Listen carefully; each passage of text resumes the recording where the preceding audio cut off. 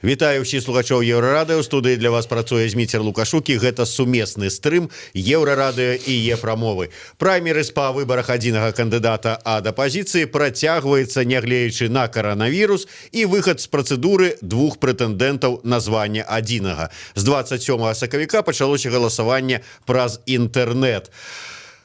Каму ва ўмовах каранавіруса і пагрозы эканамічнага крызісу цікавы выбары, хай сабе і прэзідэнцкія. Калі не выбарамі, то чым яшчэ займацца палітычным структурам? Пра гэтыя ды іншыя пытанні мы пагаворым з маімі гасцямі ў студыі, а гэта старшыня Беларускай сацыял-дэмакратычнай партыі Грамада Ігор Барысаў і філосаф Владзімир Мацкевіч. Добрый дзень, шановнае гаспадарства. Спадар Владимир, вы не супраць, я першае пытанне Ігору задам, потому что Ігор тут до нас ляцеў увесь мокры, ажно валасы назад с прэс-канферэнцыі, то, что ад іх засталося. Дзе прэзентавалі ўжо, так бы мовіць, сайт для галасавання. Ну і як поспехі? Ну вот, не гледзячы на каранавірус, не гледзячы на тое, што пакуль немагчыма праводзіць сустрэчы ў рэгіёнах, але мы выконваем, хай сабе з невялікім спазненнем, працэдуру інтэрнэт-галасавання. Сёння абвесцілі пра афіцыйны запуск сайта, дзе кожны грамадзянін Рэспублікі Беларусь, які мае беларускую сімку, можа зайсці на гэты сайт і прагаласаваць за таго кандыдата, які падабаецца. Гэта першы варыянт працэдуры. Другі варыянт працэдуры, ён можа выбраць таксама аптымальнага кандыдата з трох кандыдатур, якія там маюцца. То бок 2 за, 1 супраць. Ну, гэта будзе як кансультацыйнае галасаванне. Мы яго, в нейкай ступені будзем улічваць, што хто бы мог быць, скажем, аптымальным кандыдатам для інтэрнэт-супольнасці. Ёсць дзве асаблівасці, што тыя грамадзяне, якія галасуюць за таго ці іншага прэтэндэнта на адзінага, яны пакідаюць свае звесткі, і яны могуць таксама далучыцца да ініцыятыўнай групы адзінага кандыдата, і дадаткова будуць, у іх пра гэта запытана. І другі нюанс, што там стаіць такі пункт, што тыя людзі, якія прымаюць удзел у галасаванні, яны лічаць удзел дзеючага прэзідэнта Александра Лукашэнкі у выбарах нелегітымным. Ну, вось глядзіце, спадар Владимир, сур'ёзныя людзі, нават з выгляду, і вот калі расказвае Ігор, так вот такімі сур'ёзнымі справамі займаюцца, і першае, другое, трэцяе, а вы вот толькі смяецеся над імі і кажаце, што яны займаюцца нейкай лухтой і бязглуздзіцай. Ну, я тут паслядоўна падтрымоўваю фільм пра Мюнхгаузена, што ўсе глупствы ў гэтым свеце робяцца з сур'ёзнымі тварамі. В дадзеным выпадку, я думаю, што гэта відавочна. Ну, а ў чым глупства? Ну, ведаеце, вось я б спытаўся ў Ігоря, ці будзе там на гэтым сайце пытанне, ці там опцыя за байкот. Бо калі праводзіліся розныя апытанкі там на розных сайтах, то за байкот дзесьці або большасць галасуюць, або там на другім, трэцім месцы такая прапанова. Я не буду праводзіць, але ж, калі б праводзіў, напрыклад, апытанне сярод сваіх сяброў, удзельнікаў, там, людзей, якія прайшлі курсы там розныя летучага універсітэту, там Аспен-семінар, дзе там бізнесоўцы, творчыя людзі і так далей, спытаўся б, вы за мяне? Я думаю, што я атрымаў бы досыць вялікія паказчыкі. За вас у сэнсе як адзінага кандыдата? Ну, напрыклад, калі б я на такое глупства пайшоў бы, то я меў бы большасць сярод сваіх прыхільнікаў і сяброў. Я думаю, што вось гэтыя праймеріз і гэтая галасавалка, яна дасць тое самае. Так што тут, ведаеце, ёсць... Галоўнае пытанне, якое вы паставілі, спадзяюся, што мы пра яго і пагаворым, на ім засяродзімся, гэта чым павінны займацца палітыкі, калі не выбарамі. Вось я кажу, што калі няма выбараў, то палітыкі менавіта гэтым у першую чаргу і не павінны займацца. А павінны займацца працай з грамадскім меркаваннем, з змагацца за долю контенту у сродках масавай інфармацыі, соцсетках там і так далей, а не удзельнічаць у гэтым махлярстве, якое у нашым аўтарытарным рэжыме, пры нашым аўтарытарным рэжыме і ў дэмакратыі называецца выбарамі. Бо ніякага дачынення да выбараў, якія будуць абвешчаны цэнтрвыбаркамам, вось гэтыя праймерісы, уся гэтая сайтавая там інтэрнэт мітусня не мае дачынення. Игорь, ну вот откажите, сядзіць сур'ёзны такі чалавек, а па выніку атрымліваецца, займаецца нейкай бязглуздзіцай, замест того, каб сапраўды займацца тым, чым павінен займацца сур'ёзны палітык, працай вот с людзьмі. Я думаю, что спадар Владимир ён вельмі моцна пакутуе ад таго, што не можа просто прыняць удзел у працэдуры праймерис. Все больш і больш смешна становіцца. Па нейкай недарэчнасці у нас ёсць па канстытуцыі, што той, хто нарадзіўся не ў Беларусі, не можа прымаць удзел у вылучацца на кандыдатаў прэзідэнта. Дзе пішуцца гэтыя канстытуцыі? Натуральна. Я, напрыклад, супраць таго, каб гэта было ў будучыні. А вы з якога году, Ігор? 82-го. 82-го. Але то вы таксама нарадзіліся не ў Беларусі? Не, нарадзіўся ў БССР. Так, я разумею, да чаго вы хіліце, але я просто хацеў бы адказаць на пытанне Зміцера.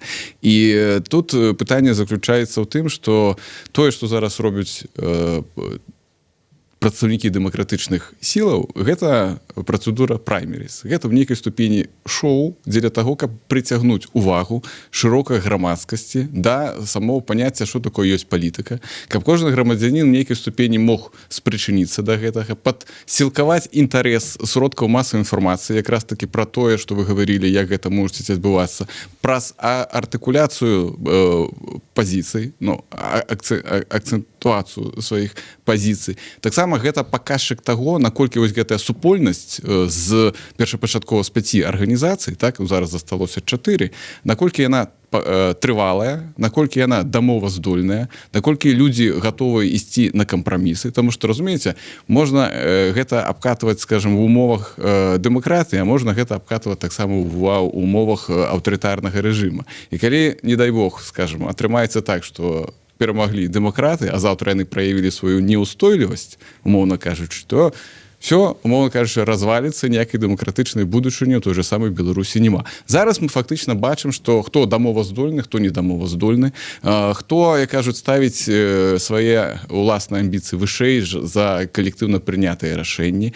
І тое, што быў нейкі там, скажем, у такі невялічкі землятрус унутры праймеріс звязаны з выхадам, скажем, 2 чалавек, потым адвалілася адна структура, але нягледзячы на гэта мы паказалі, што мы далей все роўна з'яўляемся ўстойлівымі, гатовы надалей працягваць. І мы не ставім кагосьці аднаго, да, там, і мы не выбіраем лідара апазіцыі.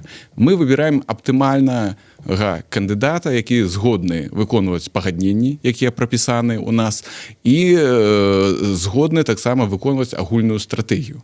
Вот. Таму мы вот шукаем гэтага чалавека. Далейшыя сцэнары адносна таго, калі мы ставім на гэту асобу там удзел, не удзел, байкот і паўнавартаснае там галасаванне, мы таксама будзем разглядаць. Таму мы нічога не выключаем з таго, што можа быць. І ў тым ліку у нас байкот пры пэўных умовах прапісаны ў працэдуры. Іншая справа, што ведаем вашу пазіцыю адносна таго, што лепш нічога не рабіць, але мяркуем, што людзі нам удзячныя за тое, што там з Пінска, са Сталпцоў, там з гарадка ці Віцебска, што да іх прыехалі палітыкі, яны з імі паразмаўлялі, яны ўбачылі, што адбываюцца працэсы, хай сабе і ў аўтарытарнай дзяржаве, і моцна абмежаванай аўдыторыі, але пра іх яшчэ нехта памятаюць, іх таксама чуюць, і яны лічуць сябе, што яны таксама ўплываюць на гэты працэс. Ну, бачыце, мне, от, дарэчы, самае слово, якое спадабалася ў гэтым доўгім спічы, у якім можна было заблытацца, шоу. Вот людзі ладзяць шоу. Адразу перад вачыма, ведаеце, такі вот цирк бродячий. Ну... И отрымливается, вот есть там силач, есть там акробаты, вот бродячий проповедник, який был у складе цирка, не погодился там с тым, там, с нечым. Ну, я скажу, чтобы гэта подпитать увагу усіх і сродкаў масавай інфармацыі, і людзей, і там і улады на тое, што адбываецца, і скандалы, якія звязаны. Яны толькі спрыяюць таму, што пра праймерыз людзі гавораць, улада гаворыць, нават пул першага пішуць пра гэта все, бо якім досягнення. Так, у любым выпадку, да. Ведаеце это самое, что народу трэба? Хлеба і відовішч. Вот шоу, відовішчы. Чым дрэнна? Ну, ведаеце, шоу мае іншыя трохі мэты. Яно павінна быць цікавым, захапляльным, прывабліваць там і так далей. Зараз, ну, вось Ігор кажа, мы убачылі, хто дамоваздольны, хто недамоваздольны. А я не убачыў, напрыклад. Я глядзеў на гэта, я ўсё ж такі чалавек, які зацікаўлены ў палітычным жыцці, я чытаю, хоць і з гідаю трохі, на гэта все гляжу, але тым не менш я чытаю і сачу за гэтым. Да? Так вось, хто больш дамоваздольны у дадзеным выпадку, Кавалькова ці Северынец, ці Губарэвіч? Я б не сказаў, што відавочны адказ на гэтае пытанне. У шоу, ведаеце, заўсёды сілачы цягаюць полыя пустыя гірі, паказваючы там з гумы там вялікія, яны падымаюць, да? Барцы, якія там у цырку выступаюць, і ўсе іх баі, яны дамоўленыя, да? Вядома заранёў, хто там пераможа і так далей. Цырк гэта цырк, шоу гэта шоу. Палітыка, ну, з майго пункту гледжання, зараз, ну, пасля вайны, з з'яўленнем, пасля Другой сусветнай вайны, са з'яўленнем тэлебачання, у палітыцы занадта шмат шоу, і гэта вядзе, ну, да дэградацыі сур'ёзнай дзяржаўнай палітыкі, дэградацыі, і ну, яна заражаецца папулізмам. То бок людзі, якія ні ў чым не ўдзельнічаюць, ні на што не ўплываюць, вырашаюць лёс таго, хто будзе прэзідэнтам там, ці дэпутатам і так далей. І гэта адна з хібаў увогуле сусветнага стану сёння, палітычнага стану. І мы гэта бачым у тым ліку вось у этой абвостранай сітуацыі барацьбы з эпідэміяй, з каранавірусам, да, калі дзеля таго, каб спадабацца выбарцам, урады шмат якіх дзяржаваў робяць не тое, што трэба і варта рабіць, а тое, што ну, падтрымаюць, так скажем, выбаршчыкі і так далей. І ў гэтым сэнсе, ну, можна весціся на гэтыя размовы, да, улазіць у дробязі нейкія, там абмяркоўваць невялічкія пытанні, але мы патонем у такіх размовах, у такім дыскурсе і не дойдзем да прынцыповых адказаў. В гэтым сэнсе думаю, што нашым палітыкам, ведаеце, я б сказаў так, гэта не глупства, калі б я быў канспіролагам цалкам, я б сказаў, гэта злачынства. Але я ведаю, што нашы палітыкі не з'яўляюцца злачынствамі, таму называю это глупствам. Першае, чым патрэбна займацца, гэта аналізам рэчаіснасці, аналітыкай. І каб нашыя палітыкі займаліся аналітыкай, яны б ведалі стан грамадскай думкі, там, скажем, расклад гэтай думкі, хто што падтрымоўвае, стан апазіцыйных груповак, стан актывістаў, якія захаваліся ў рэгіёнах, на што яны здольныя, чаго яны вартыя, чаго яны не вартыя, там, і так далей. Нічога гэтага не было пакладзена ў падмурак тых праектаў, якія прапаноўваюцца. І гэта бачна зараз і з кангрэсам за незалежнасць, які ладзіць там Анісім. Гэта бачна і з грамадскай канстытуцыйнай камісіяй. Ўсё робіцца па прынцыпу, ну трэба ж нешта рабіць. І мяне заўсёды абвінавачваюць у тым, што я прызываю нібыта, заклікаю нібыта нічога не рабіць. ведаеце, я не лайдак, я шмат што раблю. У тым ліку я ведаю і настроі сваіх прыхільнікаў, і настроі маіх апанентаў і так далей.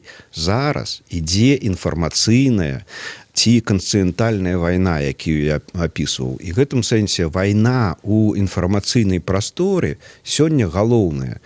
Галоўнае і нават адзінае, што магчымае. Я гэта раблю. Раблю і, ну, так скажем, не пакладаючы рук. Я таксама праводжу і сходы, і семінары, людзей сабіраць не заўсёды, не заўсёды проста, але ж тым не менш я таксама гэта раблю. І прыходзяць людзей не менш, чым на гэтыя выязныя праймеріс, там, паседжанні і так далей. Але, ведаеце, галоўнае – гэта масавая сёння прастора масавай інфармацыі. У ёй і трэба працаваць. На сённяшні дзень ні ў аднаго з палітыкаў нічога, акрамя састарэлых, уже шмат гадоў паўтораных прапановаў, ідэяў няма. І таму, колькі вы іх не паўтараеце, вы не получыце ніякіх прыхільнікаў. Ну, вот добра мы даведаліся ўжо, што спадар Мацкевіч не лайдак, а вы не злачынца, Ігор, гэта ўжо радуе. Гэта ўжо добра. Тым не менш, вы, відаць, жадаючы спадабацца спадару Владимиру, сказалі, што магчыма, у нас будзе такая стратэгія, як байкот. Не один раз мы казалі про тое, што арганізаваць байкот менавіта складаней, чым удзельнічаць у выбарах і выбарчы працэс арганізаваць. Спадар Владимир не заклікае да байкоту. Не, уже заклікаю. Я могу патлумачыць таксама. Давайте мы спачатку даведаемся вот ад Ігора, ці гатовыя іх структуры зладзіць сапраўды байкот, ці ён меў нешта на ўвазе, а так вот сказаў, каб спадабацца чалавеку. У нас, як кажуць, жартуюць адносна спадара Владимира Мацкевіча адносна пазіцыі, што, як кажуць за байкот, але актыўных дзеянняў ніякіх не прадпрымаюць. І калі людзі сапраўды ўбачаць поўныя залі, в той же самым Пінску, Стаўбцах, Гародня, у Магілёве ці Бабруйску, што вот сабрались людзі, яны ідуць за байкот, то, в прынцыпе, гэта будзе вясомы аргумент, скажем, офлайн супольнасці, якая, ну, вот, цалкам вас падтрымлівае. Ну, гэта як контраргумент. Адносна таго, актыўны, пасіўны байкот. Я мяркую, што актыўны байкот рэалізаваць яго сапраўды будзе яшчэ складаней, чым удзел у выбарах. Я мяркую, што гутарка магла бы ісці проста як не удзел дэмакратычных сілах у кампаніі, вось этой выбарчай кампаніі. Ну, вот зразумела, да байкоту сапраўднага яны не гатовыя. А вы гатовыя? Якім чынам? Не, я не казаў, што я гатовы. Я кажу, што для байкоту сёння ў 2020 годзе склаліся найлепшыя умовы. Увогуле для барацьбы з рэжымам гэты год самы найлепшы за апошнія 15 год, там, з 2006 года. І гэтым проста грэх, злачынства не скарыстацца. Байкот сёння, чаму вось усе папярэднія гады я казаў пра ігнор, да, выбараў, а не пра байкот, менавіта маючы на ўвазе, што байкот арганізаваць вельмі складана. У гэтым сэнсе вось Вазняк гавары праўду ці там з справядлівага свету, не ведаю, дзе ён там больш інтэграваны, ён таксама спасылаючыся на Леніна, які там абмяркоўваў магчымасць байкоту, падкрэслівае гэтыя рэчы, што каб байкот адбыўся, патрэбна мало таго, што арганізацыйныя высілкі, але ж яшчэ і настроі грамадства, крызіс патрэбен, да, нейкі, каб гэта здарылася. У гэтым сэнсе я гляджу і ведаю проста пра абсентэізм беларускіх выбарцаў. Абсентэізм – гэта пасіўны адказ людзей на тое, што яны бачаць. Сёння людзі не хочуць ісці галасаваць. Калі іх туды не правядуць сілаю, калі не будуць заклікаць і прывабліваць падманам, людзі самі не пойдуць на гэтыя выбары.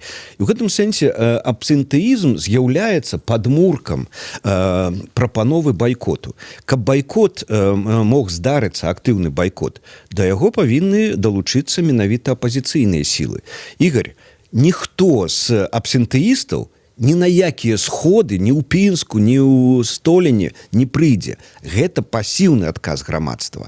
А вось, калі яго падмацаваць актыўнымі дзеяннямі палітыкаў, Это не просто не удел дэмакратычных сілаў у выбарах, а актыўная прапаганда байкоту і выкрыццё таго злачынства, якое рэжым робіць пад выглядам так званых выбараў.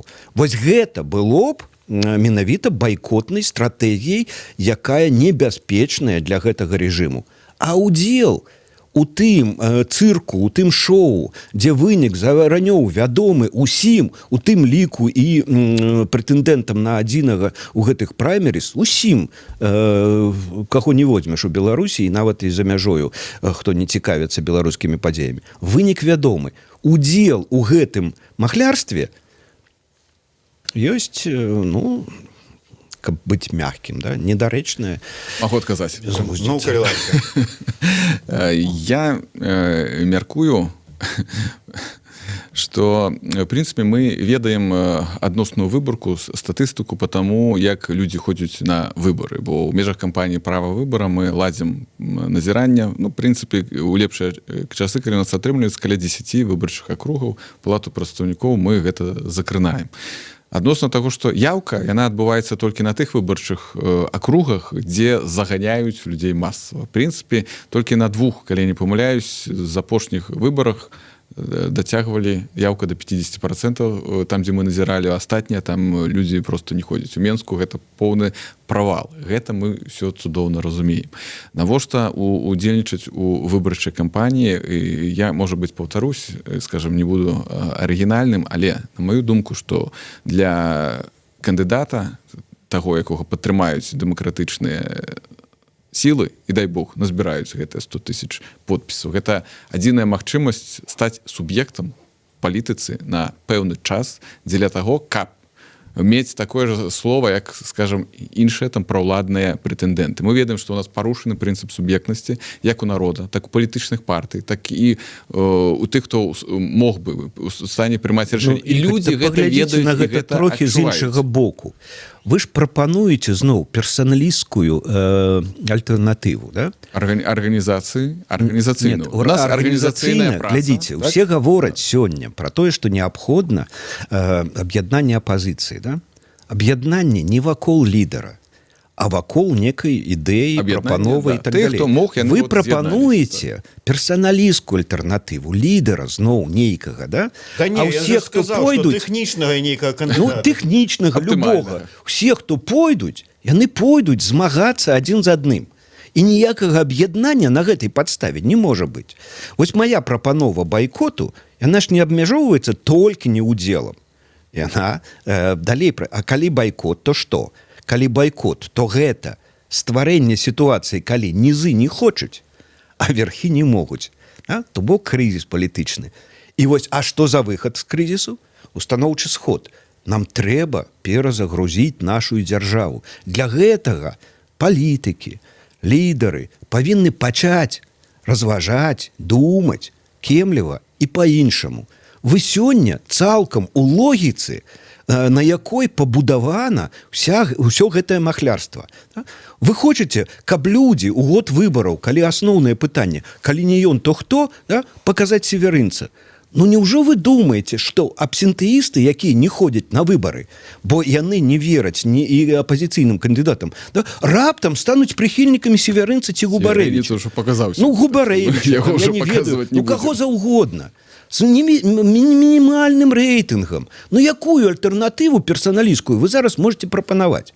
А устаноўчы сход – гэта сапраўдная альтэрнатыва. Каб устаноўчы сход стаў магчымым, трэба, каб адбыўся палітычны крызіс, а палітычны крызіс трэба выклікаць. Выклікаецца ён менавіта тым, што нізы, выбарчыкі, палітычна актыўныя людзі не хочуць. А калі яны не захочуць, то ўлады не змогуць. І вось гэта і ёсць галоўны стратэгічная расцяжка з 3 крокаў. Праблема ў тым, прабач, Біцер, заключаецца ў тым, што ўлада яна Не, праблема не ўладах. Не-не-не, З уладамі ўсё зразумела. Праблема ў тым, што вы не хочаце думаць. Ігор, вы, астатнія ні лідеры. установчы сход правесці, ні сумленна падлічыць галасы. Без крызіса, конечно, не. Я прыйшоў таксама не пусты, я якраз таки для вашага установчага сходу прынёс праграму канстытуцыйных пераўтварэннях, каб было пра што Я размаўляць. читаю, я разумею. Хай яшчэ адзін будзе асобнік, таму што шмат хто я гаворыць. пакіну сабе, пачытаю.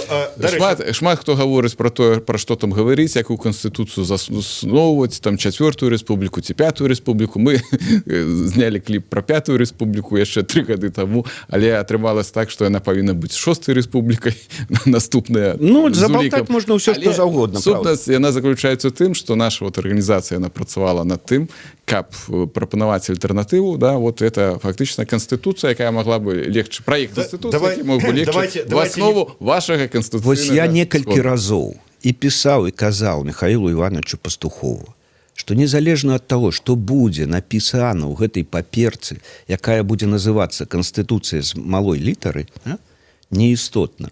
Істотна тое, як напісаная на паперы становіцца канстытуцыяй з вялікай літары, якой давяряюць і якой кіруюцца як законам прамога дзеяння.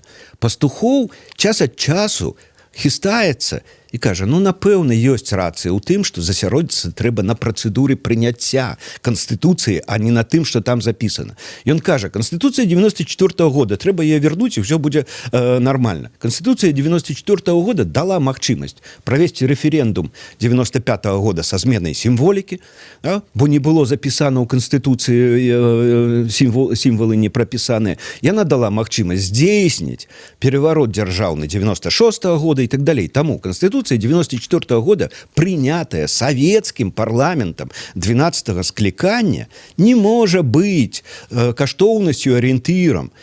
Таму, нават калі яе перапісаць трохі іначай, можа быць, яна як праект і пайшла б, а вось як это зрабіць? І чамусьці і Лебедька, і Пастухоў, і Мячеслав Іванович Гриб, якія засядаюць у гэтай канстытуцыйнай камісіі, это не сацыял-дэмакратычная партыя робіць, правда? Не, гэта ад нашай партыі. Гэта ад вашай партыі. Аўтар гэтага тэксту адзін і той же, што ў вашай партыі, што ў інакшых там і так далей. Вось гэта ўсё на сённяшні дзень, скажем так, марная праца. Марная праца. Бо метад, сродкі, ресурсы і працэдура. Вось што галоўнае сёння, пра што трэба думаць. І для мяне праблема не рэжым. Рэжым не спраўляецца шмат з чым. Нема ў апазіцыі нармальнай у этого рэжыма. Разумнай, кемлівай і баяздольнай. І тое, што заўсёды праблема у вас, у лідарах. Вы не хочаце карыстацца аналітыкай, вы не любіце крытыку. Вы мяне, калі я гаварю вам там тое ці сёе там і так далей, вы просто спісваеце, Мацкевіч заўсёды там крытыкуе. Але ж як улады і палітыкі заўсёды існуюць для таго, каб іх крытыкавалі. Я ж крытыкую не так, як абываць, правда? Падставова, на базе аналітыкі.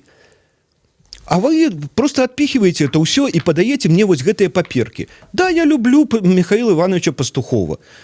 Як пісателя добрых заканадаўчых тэкстаў, праектаў тэкстаў.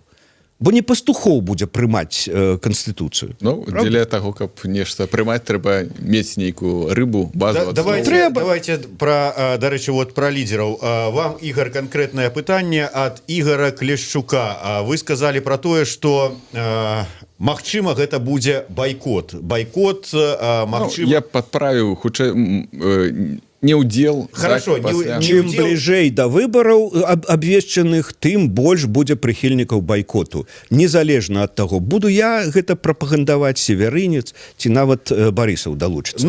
Дарэчы, Севярынец, ён прыхільнік пратэстаў. Я так разумею, што не выключаны варыянт таго, што будзе нейкія там і пратэсты таксама арганізаваныя абраным адзіным кандыдатам. А пратэсты могуць прывесці па выніку да плошчы. І вось пытанне ад Игоря Клещука. Судя по фигуре мягкотелого Губаревича, я цитую, это не мои слова, площадь он солье и забоится идти до конца, ті інакш кажучи, до турмы. А Севярынец, судячи по фигуре, статусу и тому, колькі он уже отсядзеў, гэтага не забоится. Пытанне до Игора. Ці готовы ён отседзець? Ну, я не кандыдат, я не вылучаю сваю кандыдатуру, і я бачыце? не удзельнічаю ў працэдуры праймеріс. Але мы ў гэтай працэдуры дзеля адзінства апазіцыі, бо быў запыт на адзінства. Кажуць, ну вы ўсё там не можаце з'яднацца.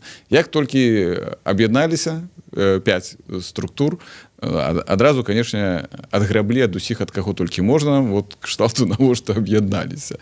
Бо нібыта ж і там выбараў няма, і нічога вы там не здолееце. Ну, можна мне пытанне да слухача?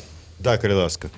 Ну, вось 2006 год узгадаем. Мягкацелы Меленкевич не адседзеў, а моцны, як цвік Казулін, адседзеў. І што гэта нам дало? Што нам дасць адсідка северынца ў турме, за плошчу, на якой будзе 1000 чалавек.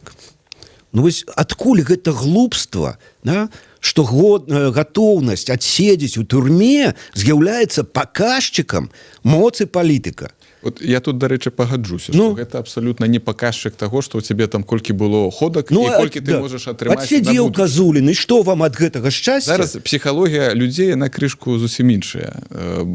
Жыві і радуйся. В прынцыпе так. І ў людзей ёсць дзве магчымасці. Пакрытыкаваць уладу, скажам, там у сацыяльных медыа, да? А калі што-то не задавальняе, то ўзяць чемодан, спакаваць і выехаць, бо межы адкрытыя. І гэта вот, дазваляе захоўваць такі нейкі там баланс унутры краіны, што вот крытыка, вот месца для крытыкі, а вот месца для твоей самарэалізацыі. Але не тут і не цяпер. І не ў гэтым месцы. Ведаеце, калі Пазняк быў на гребні папулярнасці, калі б улады яго пасадзілі, гэта мела б вынік. Да?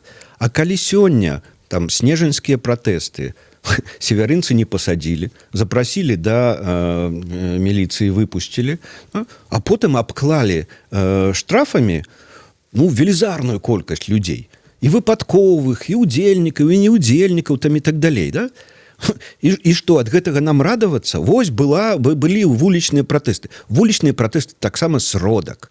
І гэты сродак трэба ўмець выкарыстоўваць. Не Статкевіч, які заўсёды ўзначальваў людзей і вёў кудысьці, да? Не ведаў, куды ён вядзе. Не Северынец таксама, які паказаў свае здольнасці вадзіць людзей ад плошчы да плошчы ў снежні. Ну вось адкуль гэтыя безглуздыя, не ведаю, ідэі, што трэба сядзець, трэба гатовым быць да пакутаў, што трэба там абавязкова плошчу і так далей. Гэта ўсё сродкі, это ўсё чыннікі, невялікія чыннікі з карэктаваных там комплексных дзеянняў. Калі гэтых комплексных дзеянняў няма, нішто нас не спасе, ні цар, ні герой, ні плошча, ні так далей. Узгадайце, колькі было радасці, калі мільёны выйшлі ў Венесуэле супраць гэтага свайго дыктатара. Все казалі, о, Венесуэла, зараз там мільёны былі на плошчах, мільёны. Это не наши 1000, і то не змаглі. Таму, калі няма паслядоўнасці дзеянняў, калі няма мэты дакладнай, рэалістычнай, усе это мёртваму припарке. На жаль, заканчивается эфир, таму я хотел бы Ігору яшчэ удакладніцца. Все ж таки, вот тэхнічны кандыдат, ці там, як там яшчэ па-іншаму?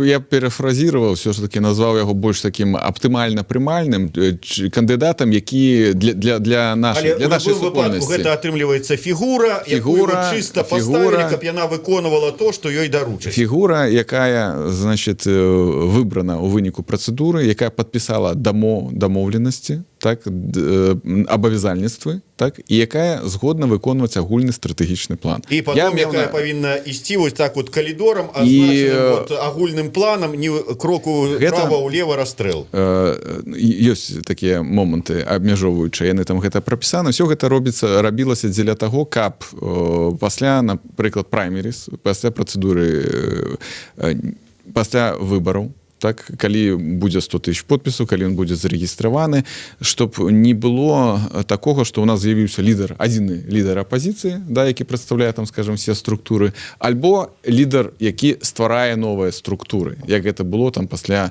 10-го там ці 6-го гадоў, того, каб не было вось гэтых памылак.